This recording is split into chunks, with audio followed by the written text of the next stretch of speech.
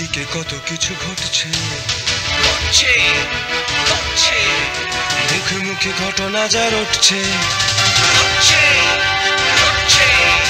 আড়ালে প্রকাশ্যে যা বলছে, তাই নিয়ে ক্যামেরা চলছে, ক্যামেরা চলছে, ক্যামেরা চলছে, ক্যামেরা চলছে।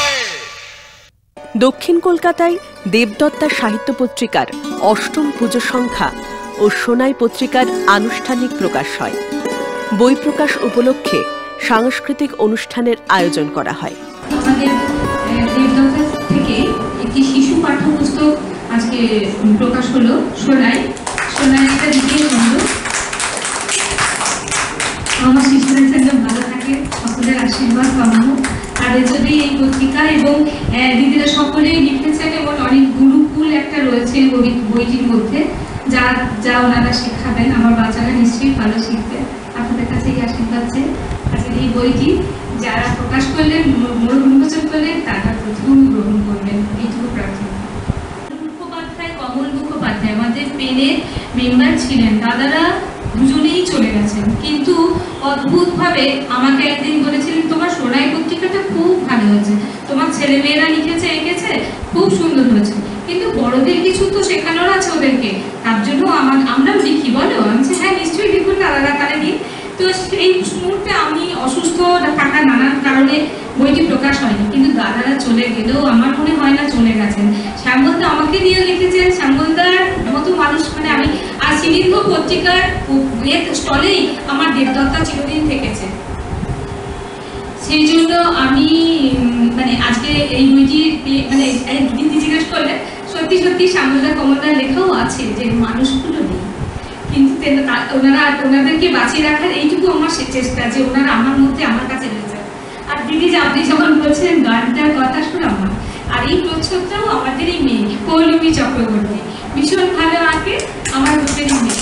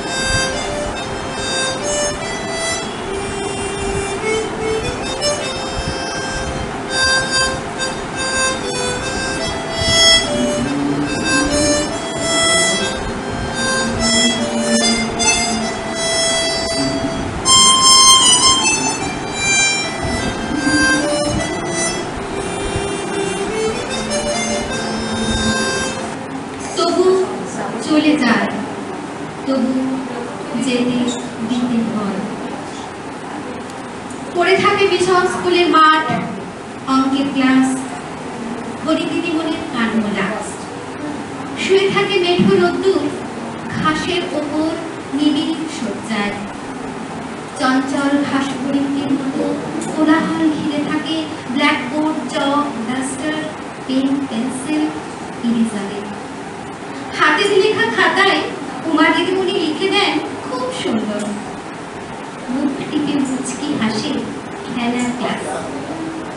সবিতা দিদিমণির রক্তচক্ষু এড়িয়ে টিপ টিপ উল্টো টিপ পাচের ক্লাসেরা হেসেই ফুটোফুটি খায় মেরুন রঙের ডিভাইসের স্কার্টের ঝুলে।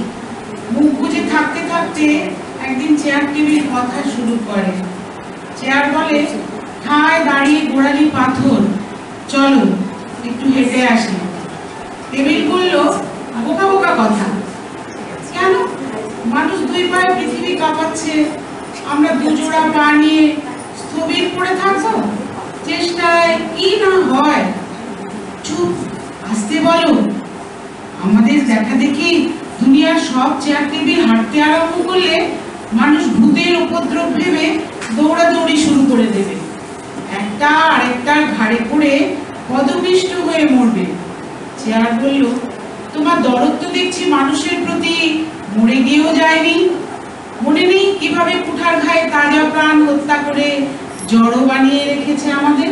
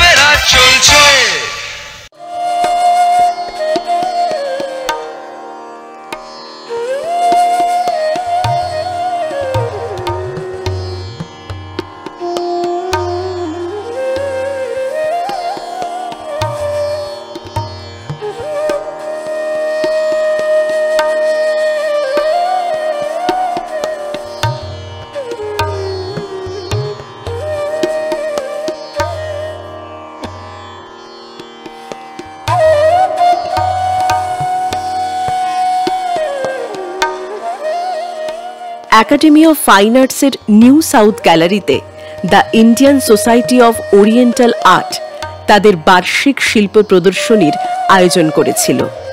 এই প্রদর্শনীতে স্থান পেয়েছে বহু গুণী শিল্পীর কাজ, যা দর্শকদের সামনে ঐতিহ্য এবং আধুনিকতার এক অপূর্ব মেলবন্ধন তুলে ধরে।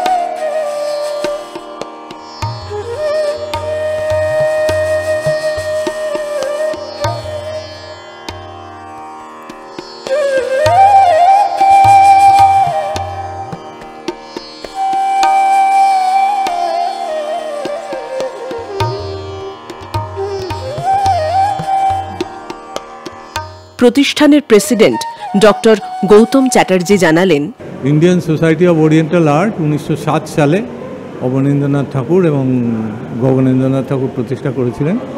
তারই 2 বছর পরে 1909 সাল থেকে প্রথম এক্সিবিশন বা প্রদর্শনী শুরু হয়েছিল। সেই লিগেসি নিয়ে আমরা বয়ে চলেছি এবং সেই উদ্দেশ্যটা সেলিব্রেট করতেই এই এক্সিবিশন। আপকামিং যে সমস্ত শিল্পী তাদেরই সুযোগ দেওয়া হয়। এটাতে 300-র মতো এন্ট্রি ছিল, আর কয়েকজন অতিথি শিল্পীও আছেন।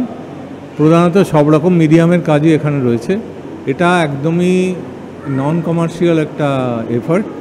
ছাত্ররা আমাদের সোসাইটিতে পেন্টিং শেখে এবং তার ফলশ্রুতি হিসেবে আপনারা এই এক্সিবিশনটা দেখছেন। অবনীন্দ্রনাথ ঠাকুরের একটা বই বার করেছি। অবনীন্দ্রনাথ ঠাকুরের লেখা ছাড়াও যেটা রয়েছে, সুনীতি কুমার চট্টোপাধ্যায়ের একটা ভূমিকা আছে। অবনীন্দ্রনাথ ঠাকুরের যে বাংলায় লেখা যে লেখাগুলো ছিল, সেই লেখাগুলো অনুবাদ, একটির অনুবাদ হচ্ছে সুকুমার রায়ের, আরেকটির অনুবাদ হচ্ছে লীলা মজুমদার।